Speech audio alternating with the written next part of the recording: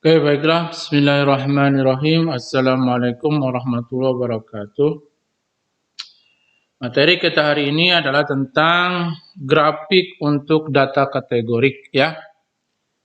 Jadi kalau kita mempunyai data hasil penelitian yang tipenya kategorik, nah bagaimana cara menyajikannya di dalam sebuah grafik ya. Sesungguhnya kalau kita lihat tipe data kategorik ini mungkin ada yang skala pengukuran nominal ya, dan ada yang skala pengukuran apa? Ordinal ya, ordinal. Tapi keduanya tidak dibedakan ketika kita akan menyusun grafiknya ya. Meskipun sebenarnya kalau untuk ordinal, karena dia kategorinya ada urutan begitu ya, sedapat mungkin ya ketika menyajikannya juga memperhatikan urutan itu. Oke ya. Nah ini yang tadi sudah kita jelaskan bahwa tipe variabel ada dua, kategorik sama numerik. Nah, ini yang kategorik ini ya, mungkin dia skala pengukuran nominal ya, atau skala pengukuran ordinal. Nah, sedangkan yang numerik mungkin interval atau rasio, ini sudah kita bahas ya. Jadi sekarang kita akan menjelaskan mengenai bagaimana cara memvisualkan ya hasil penelitian ya yang tipe datanya kategorik. Oke, kita udah sama-sama tahu kategorik itu apa. Manakala variabel-variabelnya itu diukur dengan hanya mengklasifikasikan responden ke dalam beberapa kategori. Ya. Jadi responden kita ini berdasarkan variabel tersebut itu bisa dikelompokkan ke dalam kategori-kategorinya. Misalnya, kalau yang saya catat adalah variabel jenis kelamin, maka setiap responden bisa saya catat dia apakah kelompok jenis kelamin laki-laki atau kelompok jenis kelamin perempuan. Demikian juga nanti misalnya kalau dia tingkat pendidikan, dia tingkat kecerdasan ya. Jadi intinya adalah hasil pencatatan kita itu nanti masuk ke dalam kategori-kategorinya dari si variabel itu. Nah, si kategori-kategorinya ya mungkin dia nanti ada yang nominal seperti ini, laki-laki perempuan, atau mungkin ada yang ordinal. Ini kan ordinal nih ya, ada urutan ya. Tapi kedua-duanya adalah kategori. Oke, jadi kategori ini adalah dari kualitatif ya kalau kita bilang ya. Kualitatif itu maksudnya misalnya seperti tadi ya, seperti misalnya dia tingkat kepuasannya rendah gitu ya. Nah, itu adalah kualitatif, mencerminkan kualitas dari tingkat kepuasan. Ya. Atau mungkin juga dari data kuantitatif yang sudah dikelompokkan. Mungkin juga ya. Seperti misalnya usia. Usia itu kan aslinya dia kuantitatif ya. Tapi manakala misalnya orang udah kategorisasi menjadi kelompok anak, remaja, dewasa, lansia, nah itu dia sudah kategori kalau seperti itu, ya. Nah, nanti manakala datanya sudah kita punyai, lantas mau kita visualkan, ya, mungkin kita visualkan dalam bentuk tabel atau dalam bentuk diagram, ya, atau grafik. Oke, ini sebagai contoh, ya. Katakanlah saya melakukan penelitian terhadap 15 responden. Saya mencatat dua variabel, yang kedua-duanya adalah variabel kategorik. Ya. Pertama adalah saya mencatat jenis kelamin dari responden yang responden penelitian saya. Kemudian yang kedua adalah saya mencatat mengenai tingkat stres, ya, tingkat stres dari responden saya. Nah, katakanlah misalnya jenis kelamin ada 2 kategori, laki-laki perempuan. Kemudian tingkat stres, ya mungkin aslinya sih gitu ya, ada skornya. Tapi kemudian kita kategorisasi menjadi ya entah itu tingkat stres tinggi, tingkat stres sedang, atau tingkat stres rendah. Dua-duanya kategori ya, baik jenis kelamin maupun tingkat stres. Nah, grafiknya seperti apa kalau kita mempunyai variabel yang kategorik tadi?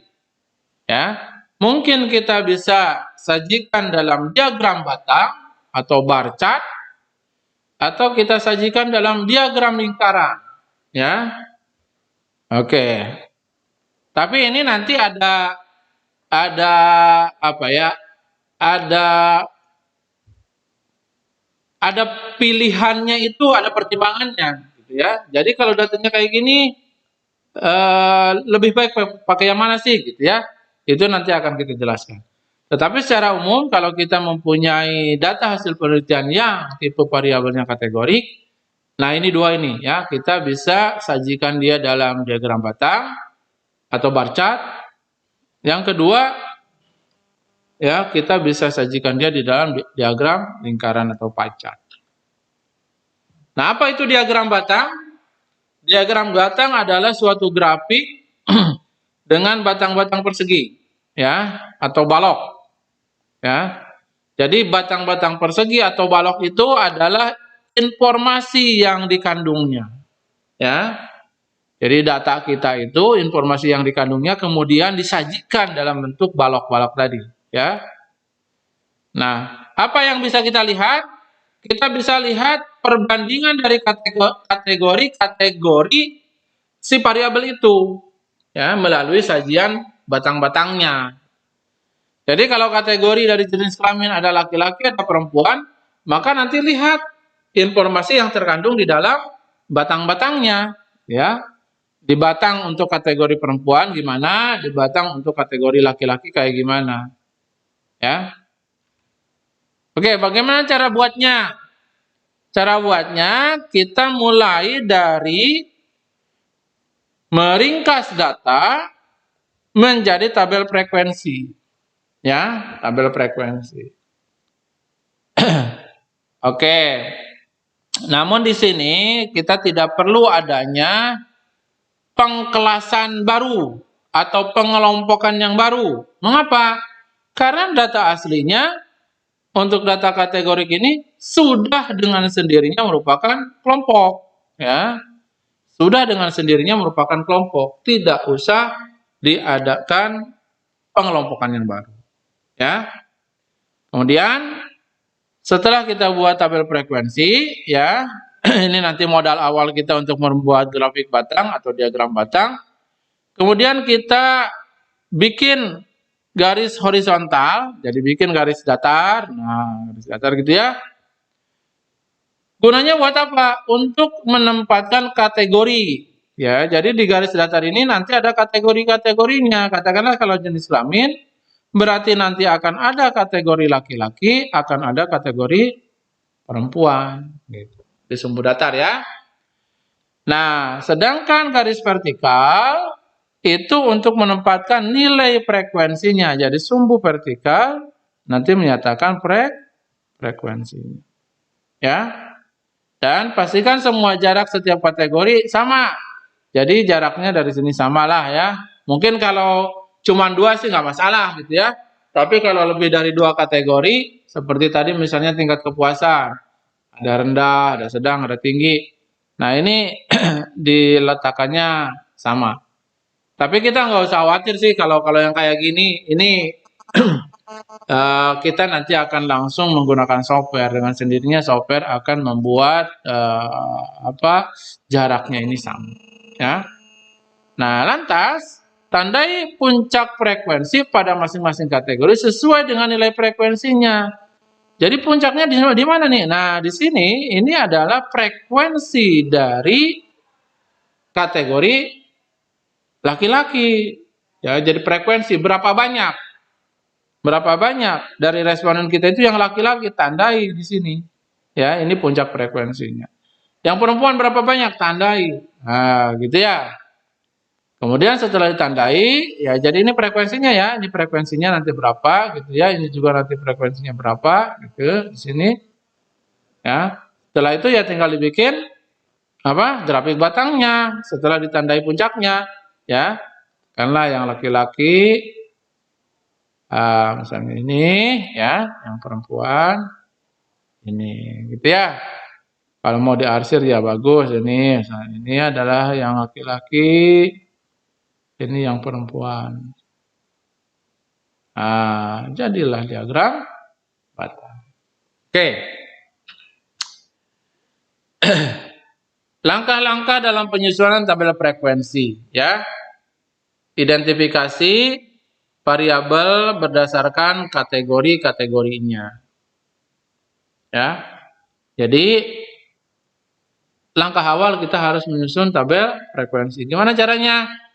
Dari variabel yang kita mau bikin diagram batangnya, maka identifikasi kategorinya apa aja sih?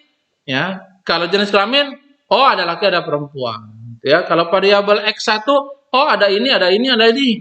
Gitu ya, itu adalah mengidentifikasi kategori-kategorinya. Ya. Kemudian kita menghitung frekuensi dari setiap kategori. Ya. Frekuensi itu tadi apa? Banyaknya responden, gitu ya. Yang sesuai dengan kategori tadi. Misalnya kalau jenis kelamin laki-laki, berapa sih banyaknya responden kita yang laki-laki, gitu ya. Kita bisa lebih lanjut dengan menghitung persentase, ya. Kalau persentase kan berarti tinggal frekuensi dibagi banyaknya responden dikalikan 100%. Kita dapatkan persentase. Nah, ini contoh ya. Tadi kan datanya yang ini ya. Nah, ini yang jenis kelamin ya. Yang jenis kelamin ya. Pertama tadi identifikasi apa? Kategori-kategorinya aja, jenis kelamin mah laki-laki perempuan. Jadi kita identifikasi ini kategori jenis kelamin itu ada laki-laki ada perempuan. Ya. Kemudian hitung frekuensinya. Berapa dari responden kita itu yang berjenis kelamin laki-laki? Tinggal hitung. 1, 2, 3, 4, 5. Oh, 5. Ya. Sisanya perempuan ada 10. Ya, ini kan totalnya 15 ya. Berarti persentasenya berapa? Tinggal 5 per 15. 33,33%. Sisanya adalah perempuan. Selesai ya. Kemudian variabel yang kedua, tingkat stres. Ya. Sama ini juga totalnya harus 15 ya. Nah, pertama adalah identifikasi kategorinya ada apa aja. Oh, ada rendah, ada sedang, ada tinggi ya. Lihat di sini. Tinggi, sedang, rendah. Ada. Berikutnya berapa banyak responden kita yang tingkat stresnya rendah? Tinggal hitung. Oh, ada 6. Yang sedang ada 3, yang tinggi ada 6. Totalnya 15. Tinggal persentase 6 per 15. Gitu kan ya? Oke. Ini ya yang harus sana, ini yang tingkat stres yang kedua, yang kanan. Ini hasil tabel frekuensinya. Selanjutnya kita buatkan diagram batangnya, ya. Buatkan diagram batangnya. Tadi apa langkah-langkahnya? Bikin sumbu datar untuk meletakkan kategori-kategorinya. Kalau ini jenis kelamin, maka kategorinya ada laki ada perempuan. Laki ada perempuan. Selanjutnya, tandai puncaknya dengan frekuensinya. Tadi laki-laki ada berapa? Ada 5. Nah, berarti ini 5 kan sini ya? Nah, ada 5. Dari ini ya. Yang perempuan ada 10, tandai 10. Ya. Berikutnya kita bikin baloknya ya, bikin balok. Nah, udah. Ya. Tadi dikasih jarak yang sama. Tadi saya bikin mana? Nah ini nyambung ya mungkin. Tadi dikatakan di sini apa tadi harus ada jarak ya, harus ada jarak. Tapi nggak apa-apa nanti software dia akan menentukan dengan sendirinya.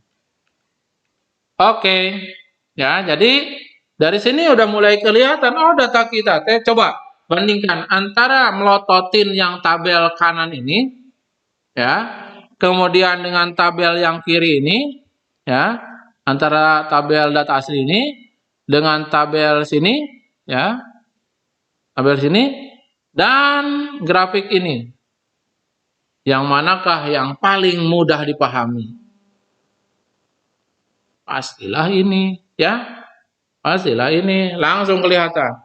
Oh, mayoritas perempuan. Ada 10, gitu kan ya? Oke, ya. Sedangkan laki-laki minoritas, cuma ada 5, gitu. Ya. Kalau kita mau nyatakan di dalam persentasenya ya tinggal dinyatakan aja ya. Oke, jadi mudah sekali ya kita bisa mengkonversi katakanlah ya data mentah yang isinya nilai-nilai kategori gitu ya menjadi sebuah diagram batang. Oke. Diagram batang tadi ya kalau pakai software itu ini istilahnya diagram batang vertikal karena si balok-baloknya ke atas atau si frekuensinya itu dalam sumbu vertikal ya. Ini frekuensi nih ya, ini frekuensi, makanya ini dinyatakan dalam bentuk vertikal ya. Coba nanti gimana kalau bikin gitu ya di dalam Excel, gimana kalau bikin dalam R ya pakai ggplot2. Silahkan dicoba ya, dicoba perintahnya apa, terus nanti inputannya harus ada apa aja. Nah, silahkan dicoba ya, bikin pakai Excel, bikin pakai R. Oke. Nah kemudian juga tadi ya, ini kan data aslinya ini nih, data aslinya ini ya, data aslinya ini. Kemudian ini udah dibikin tabel frekuensinya, ada ini ya, dan ada ini. Coba nanti pelajari untuk bisa membuat di dalam Excel dan di dalam R, itu yang harus diinputkannya mana? Apakah data aslinya yang ini, ya, ataukah data yang sudah dibuatkan tabel frekuensinya? Ya, silahkan pelajari. Ya, tapi intinya software-software tadi sudah bisa membuatkan, memvisualkan ya data dari variabel kategori yang kita punya. Oke. Nah, atau penyajiannya dalam bentuk mendatar, horizontal. Ya tinggal nuker aja, ya tinggal nuker aja.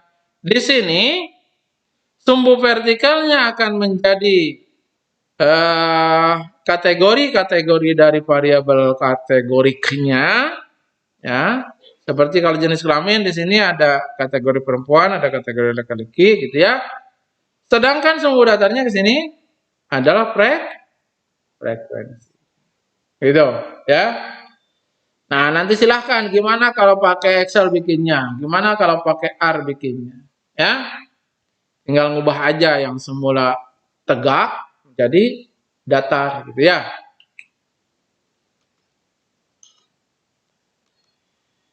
Nah, tadi saya sudah jelaskan ya, tujuan utama dari kita membuat diagram batang tadi adalah ingin lihat frekuensi antar kategori. Frekuensi kategori laki-laki, frekuensi kategori perempuan. Gitu ya. Dari situ kita bisa dapat info yang terkandung di dalam data kita. Seperti tadi contohnya, oh ini untuk yang jenis kelamin mayoritasnya laki-laki. Nah, gitu ya. Nah, selanjutnya bagaimana kalau kita mempunyai dua variabel kategori? Nah, jadi variabel kategorinya bukan cuma satu, tapi dua sekaligus, ya. Dua sekaligus. Nah, tetap tadi ya yang pertama kali kita bikin adalah tabelnya. Tabelnya. Kalau mau dua sekaligus, dua variabel sekaligus, maka tabelnya itu kita bisa langsung bikin jadi satu. Ya, yang kita sebut sebagai variabel sebagai tabel kontingensi. Ya. Sebagai tabel kontingensi. Jadi variabelnya dua. Nah, seperti ini ya. Ini variabelnya dua, ada jenis kelamin, ada tingkat stres. Dua-duanya kategori. Ya. Kalau mau dijadikan satu tabelnya, maka tabelnya itu namanya tabel kontingensi. Ya. Kalau yang di sini mah kan tabel frekuensi dia masing-masing ya. Masing-masing gitu ya. Kalau tabel kontingensi nanti si data yang berasal dari dua variabel kategori ini akan diringkas menjadi satu buah tabel. Namanya tabel kontingensi ya. Oke. Nah, tentunya nanti setelah kita punya data dengan lebih dari satu variabel kategori, maka kita nanti bisa lanjutkan dengan analisis lanjutannya ya. Lebih lanjut ini nanti ada lanjutannya itu yang disebut dengan analisis data kategori. Jadi harus tersendiri cara analisisnya juga ya. Cara analisisnya juga harus tersendiri. Oke, kita lanjut.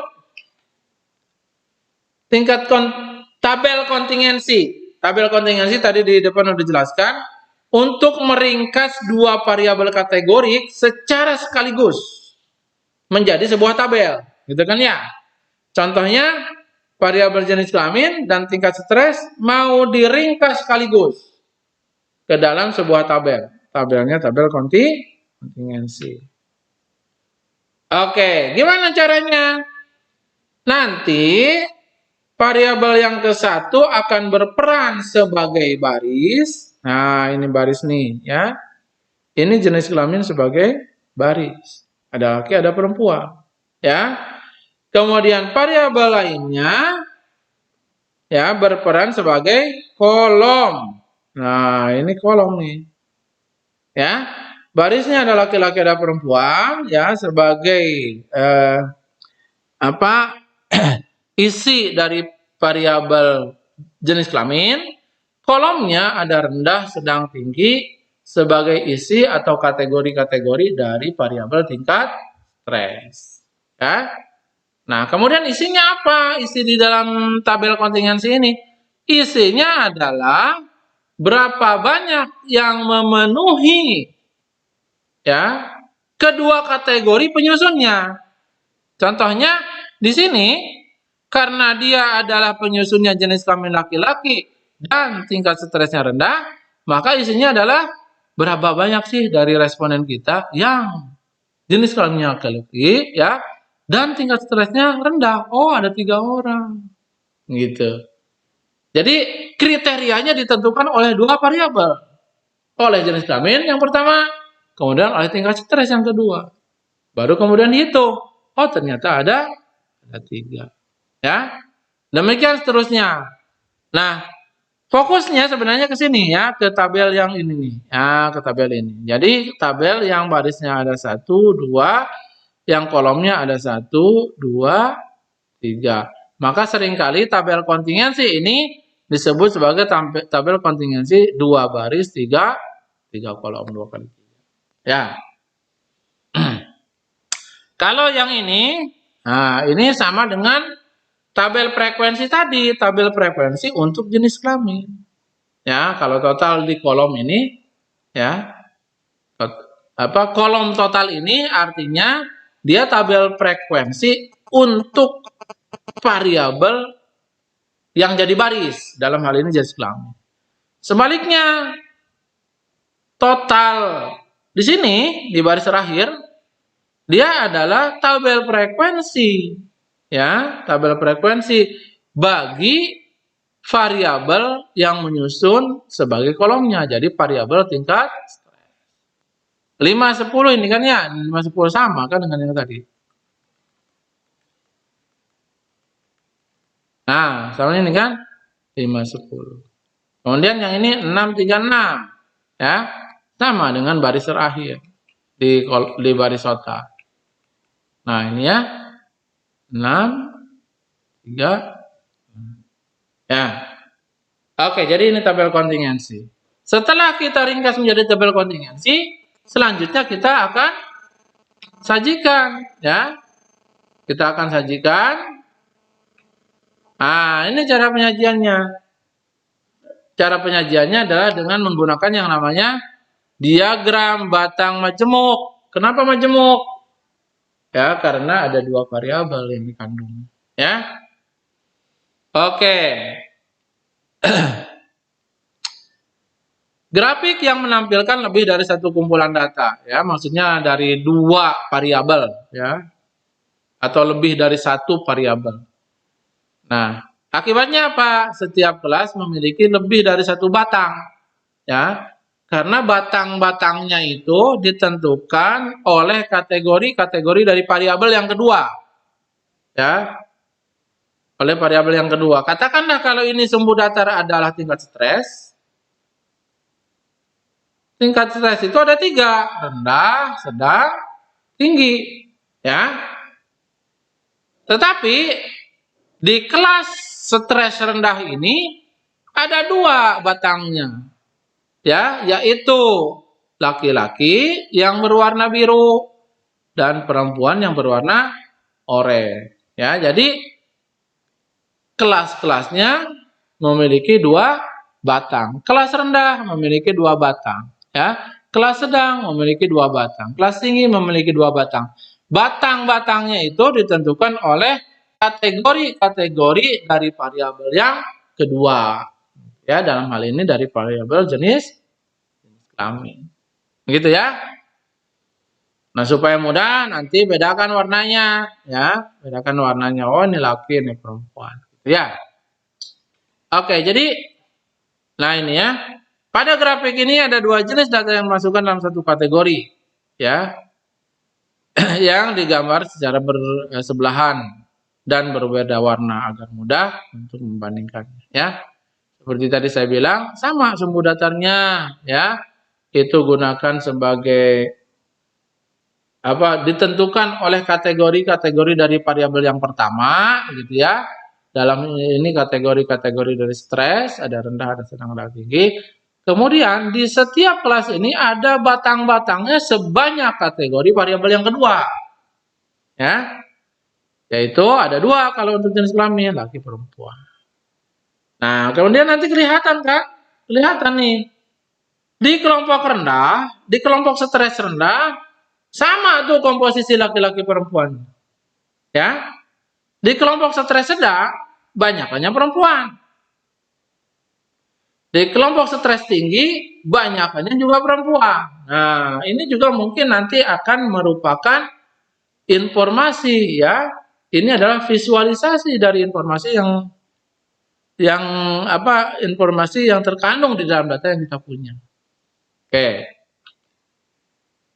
Atau kita sajikannya adalah dengan diagram batang bertingkat. Kalau bertingkat gimana? Sama kayak tadi. Sumbu datarnya adalah variabel yang pertama, katakanlah variabel stres, kemudian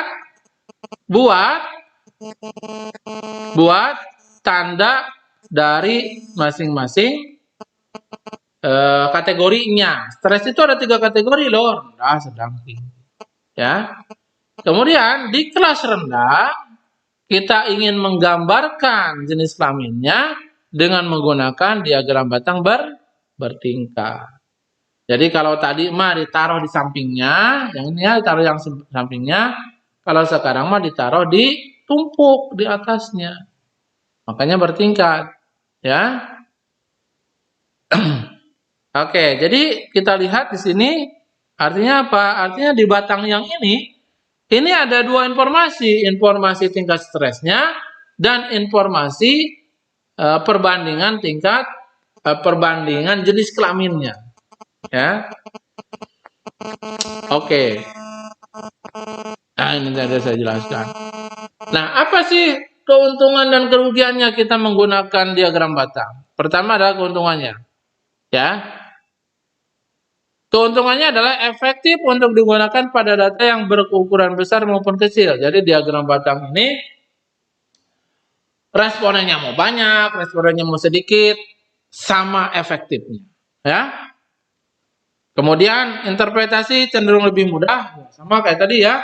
Ketika kita sudah disajikan dalam bentuk grafik, ya, kemudian kita bandingkan nih, ya, frekuensi-frekuensi dari setiap kategori variabel kategorik yang kita punya, maka nanti kita bisa lihat, bisa kita bandingkan, ya. Nah, ini ya, bisa langsung mencerminkan tentang perbandingan frekuensi dari kategori-kategori si variabel itu, ya. Dan juga bisa menunjukkan tren atau pola, ya, seperti contohnya ini deh, ya. Mungkin di sini nggak begitu kelihatan. Nah, ini ya. Kalau saya concern kepada yang oranye nih, yang oranye itu kan yang perempuan ya. Ternyata dia polanya itu di kelompok stres rendah, ya, itu lumayan tinggi, ada 3. Tapi di kelompok stres sedang dia turun. Di kelompok stres tinggi dia naik. Nah, untungnya ini ordinal ya. Udah betul nih urutannya, rendah, sedang, tinggi. Gitu. Tapi seringkali di dalam software itu ini harus diakali nih agar supaya rendah paling kiri, tinggi paling kanan, karena ini ordinal, ya. Ini harus diakali. Dugaan saya di sini otomatis karena ini kan huruf R, S, T, ya. Sehingga dengan sendirinya dia akan mengurutkan kategorinya seperti itu. Ordinalnya seperti itu. Tapi hati-hati nanti kalau tidak demikian, ya, maka ini harus dioprek dulu lah gitu ya. Kalau dia tidak otomatis ya harus dioprek dulu gitu. Ya. Kalau si variabelnya kategorik dan dia ordinal, harapannya tergambar ini, ya. Tergambar dari sini urutannya gitu. Tingkat stres dalam hal ini ordinal. Nah, ini udah bagus nih, rendah paling kiri, tinggi paling kanan. Udah ada urutan, udah mencerminkan ordinal di situ, ya. Jadi kelihatan nih, ya, polanya. Kalau dia yang laki-laki di kelompok stres rendah tinggi, tapi di kelompok sedang dan tinggi dia relatif lebih rendah. Ya. Oke.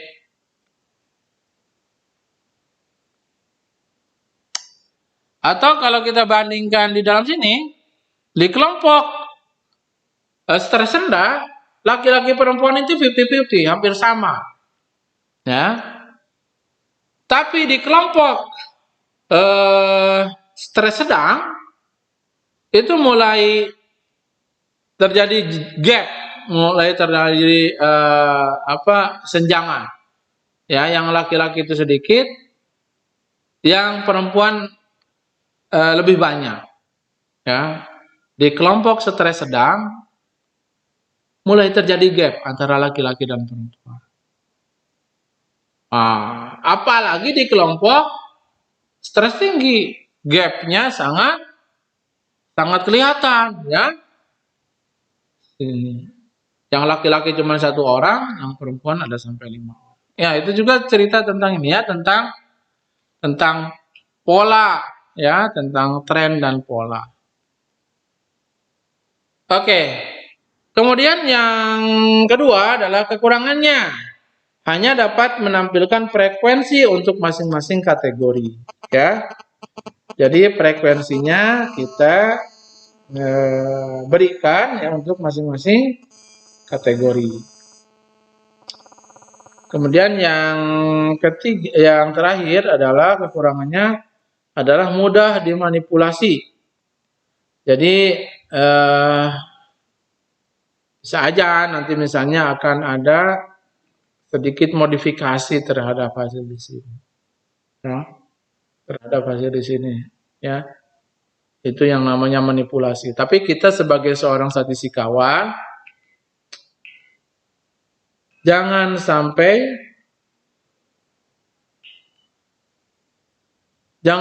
melakukan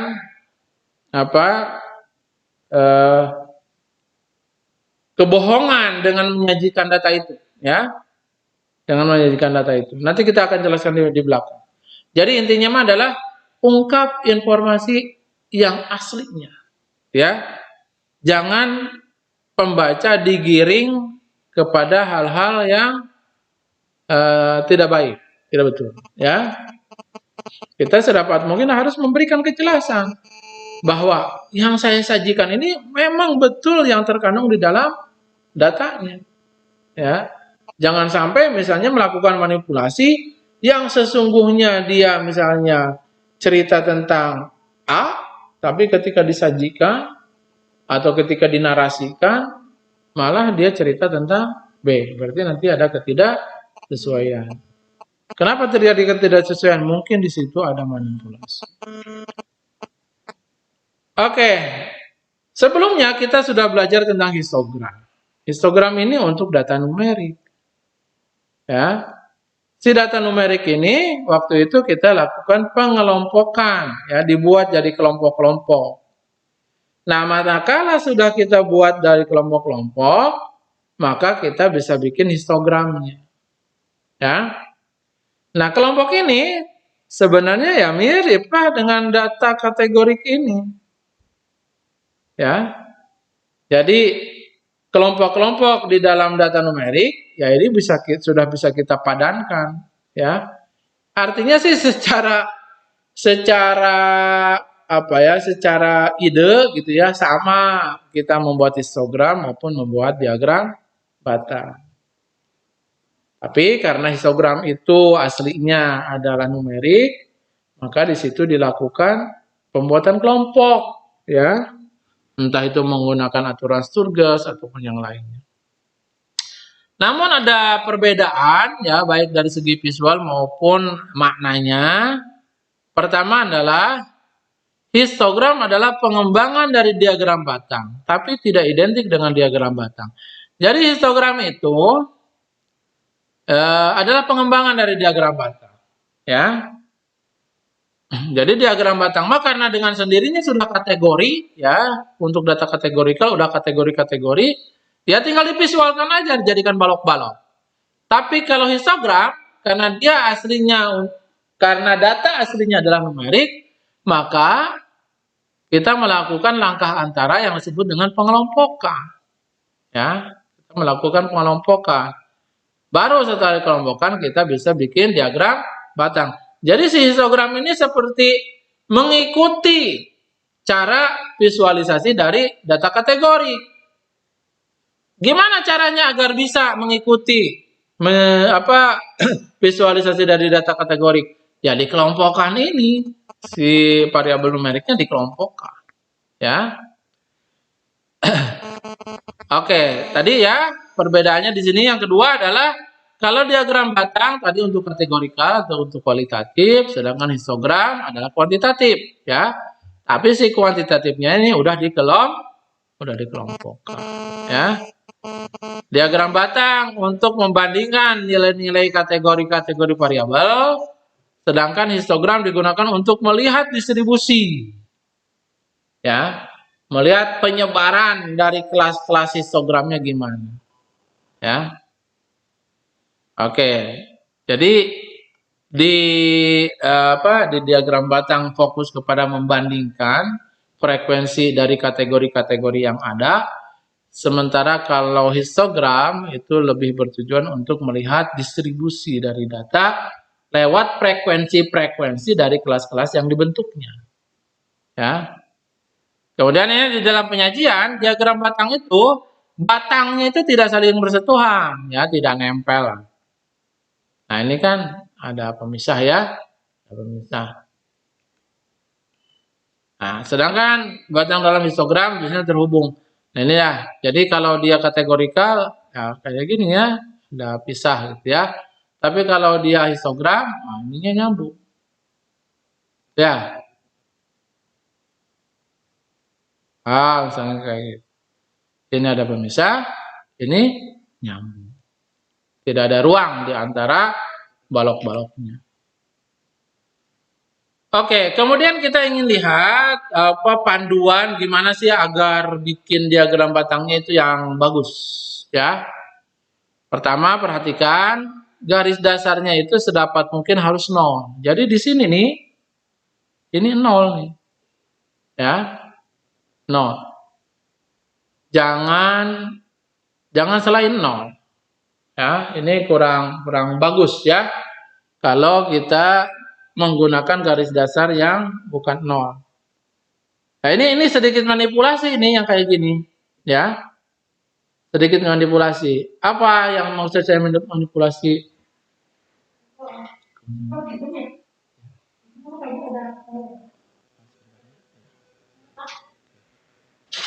Ini sedikit manipulasi di sini, yaitu kalau di sini kan bedanya itu ya tipis gitu ya. Tapi kalau titik dasarnya bukan 0, kelihatan jomplang. Nah, jadi ini ada maksud tersembunyi untuk memperlihatkan bahwa bedanya jomplang gitu. Oke ya? Ini mungkin nanti menggiring kepada pembaca untuk menyatakan beda banget nih. Ya, padahal sesungguhnya dia beda tipis gitu ya, hampir sama gitu. Oke. Kemudian yang kedua, bentuk perseginya ya jangan aneh-aneh lah ya, jangan bikin kayak apa ya, kayak ya kayak bulat gini ya. Bikin aja yang datar-datar kayak gini ya. Nah, apalagi yang 3 dimensi kayak gini ya tidak terlalu penting sesungguhnya. Tapi ini bisa variasi ini bisa diterima kalau kita tambahkan nilai frekuensinya yang pastinya. Misalnya ya, ini hasilnya 70, misalnya 50, 30 ya. Nah, kalau ditambahkan label dari frekuensinya, mau pakai bulat, mau pakai 3 dimensi, as long as kita tambahkan angkanya ya, itu tidak terlalu bermasalah ya, tidak terlalu bermasalah karena kita lihat besarnya itu dari angkanya ya. Tapi kalau tanpa angka ini hati-hati karena ini nanti mungkin akan membingungkan gitu. Ini mana sih yang ujungnya? Apakah ujung ini atau di sini? Yang ini apalagi? Apakah ini atau ini? Nah, ya. Ini nanti menyulitkan membaca ya. Tapi kalau dibubuhi labelnya, label frekuensinya itu tidak masalah.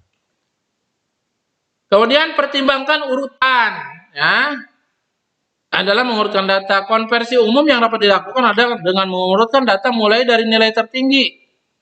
Ya. Ya, ini kalau kategorinya itu adalah kategori nominal. Sehingga ini bisa ditukar-tukar ya letaknya. Tujuannya apa? Tujuannya agar kelihatan. Nah, ini kayak gini. Mengapa demikian? Karena tadi dalam rangka perbandingan. Kalau dalam rangka perbandingan enaknya kayak gini dibandingkan gini. Ya. Tapi sekali lagi, ini kalau sumbu datarnya ini adalah nominal. Kalau sumbu datarnya ordinal, kategori-kategorinya itu ordinal, pengurutan kayak gini juga kurang disarankan karena akan mengubah urutan ini kan, akan mengubah urutan ini. Oke. Penggunaan warna ya juga sedapat mungkin kita harus hati-hati ya, karena warna itu ya dalam rangka lebih memperjelas, bukan dalam rangka malah membingungkan ya. Jadi pemberian warna berdasarkan tujuan. Misalnya untuk kategori yang akan dibahas. Jadi yang kita spot itu memang yang sedang kita fokus gitu ya. Saya fokusnya di kategori Kobras dan kategori Bulls, maka di sini saya lakukan warna pewarnaan yang berbeda.